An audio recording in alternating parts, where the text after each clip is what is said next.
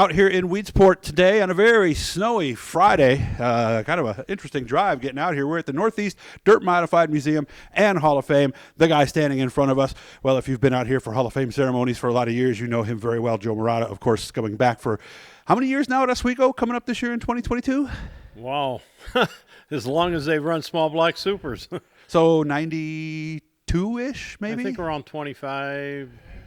92. Yeah. Carl 92. Shartner's here, by the way, Rich Appleby. So if you hear something from the back, we encourage them to jump in, too, by the way, if there's something they want to throw in here. So it's been a while since you've been here, hasn't it, Joe? Yeah, been a couple days. Couple days? Yeah. How many years? What, roughly? I think about 5 years. Okay.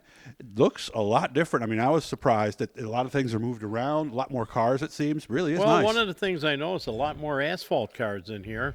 And a lot of history over here. Looking around just brings back a lot of memories. Mm-hmm. Now, this car behind you, this was one of the dirt asphalt cars that was going for a while, this Jack Johnson car. Do you remember this car specifically, Joe? Oh, I sure do. I remember him running on the asphalt at many tracks. I remember one of the tracks in particular, Saint Air Speedway up in Canada. And, boy, he put on a show up there. I really enjoyed that circuit. That was really good. Cayuga Speedway used to run them. We ran them all around. And there's a couple of cars actually in here. One of the old Doug Hoffman dirt asphalt cars is in here. What went wrong with that series? 'Cause I've heard different things. I wasn't around during that time. Because I heard some guys got a little too crazy with some of the innovations they made. Well, some of them looked like dirt cars, but they were really asphalt cars underneath. Mm-hmm. And so some of the regular guys that wanted to compete with a dirt car just were very uncompetitive. Okay. And so dropped the class. Okay. So there's a big difference between the front half and the second half. Oh, yeah. Without a doubt. Yeah. Other cars in here. We got a Jim Champagne car down all the way at the end. Do you remember that? And actually a couple of 8 balls. Do you remember those two? Oh, sure. The super modified way down at the far end down there. It's really something to look at. That's a neat car. And, of course, the Jeff Bodine asphalt modified sitting right there. And just a lot of history in here. Yep. It's really great that these guys have kept these cars, restored these cars, and being on display here is really something. Of course, you saw Lou Lazzaro back in the day. The monk. Correct? Yep. Oh, yeah. Okay. You know, I followed the monk around for many, many years. Mm-hmm. He was quite the dog. And, you know, they ought to get a stuffed animal here with his dog Blackie. Remember Blackie that used to come to the races? No, I don't. But okay, that was an icon coming out with Louis, yeah. Oh, okay. So he made it to victory lane and everything, too? Oh, sure. Nice. And the dog would sit there and watch the race. Really? Seriously. And when something happened on the track, he would go up next to the track, look it all over. Louis would come out of the car, give a wave, and the dog go back to the trailer. Seriously. That's nice. Yeah.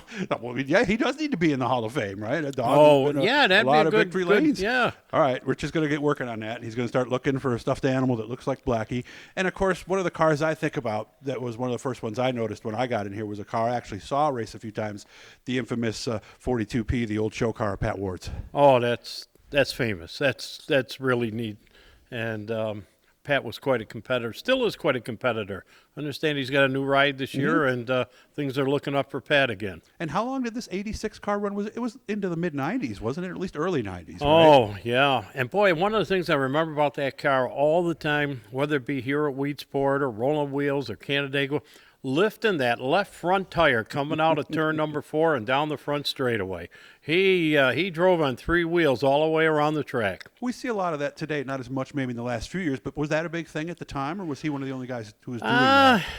Sometimes you'd see it. Depends on the track condition, you know, and they were getting a lot of bite, but most of them kept all 4 wheels on the ground. Now, how many years did you do the Hall of Fame induction ceremony here? Any idea? Right from the beginning. Right up to about 5-6 years ago, I think. Yeah. Okay. Anything jump out? Any particular memories from that? Well, it was just good. It was like a reunion. People were here that you wouldn't see for a few years, and the newcomers that came into the Hall of Fame. It was just something really neat. Yeah. And another thing I always notice, too, is, boy, race car drivers are never comfortable wearing ties and jackets, are they? I think, if I remember correctly, I think Joe Plazik was inducted into the Hall of Fame wearing shorts. Really? Yes, yes. And he felt comfortable doing it, and he looked good. All right. Yeah. Well, he is Canadian. So Oh, I guess, yeah, you yeah. know, and we love our Canadian friends. Like, God, we miss you guys so much. And I know even at Oswego, you had some people that you haven't seen in a few years now, too, right? Oh, yeah, but hopefully this year they start coming across the border. So how excited are you to get back to Oswego? When is it? End of May, I believe, right? Yeah, around mid-May, we'll have some hot lap stuff and things like May that. 28th. May It's 28th nice is to have the Carl first Chartner feature. here to You keep us know, honest. Oswego was one of the first tracks I ever went to as a spectator. And the first time I ever went there, I just fell in love with the place. I just thought, man, this is just awesome. And I followed it right up through. And then, of course, when I started announcing at Fulton Speedway. But I'd always make the phone call up there when I'd call in the results. Who won at Oswego tonight? Who was running? What's going on? And that was kind of always my heartbeat up there at the Oswego Speedway. Very nice. And he'll Yeah. be back up there again, like we said, starting up on May 28th. 3 ISMA shows this year, by the way, too. So Yeah. should be a lot of fun. Some asphalt modifieds are going to be running there this Mm-hmm. year. I love Classic Weekend, except for one thing. What's that? It's the final race of the year. That's true.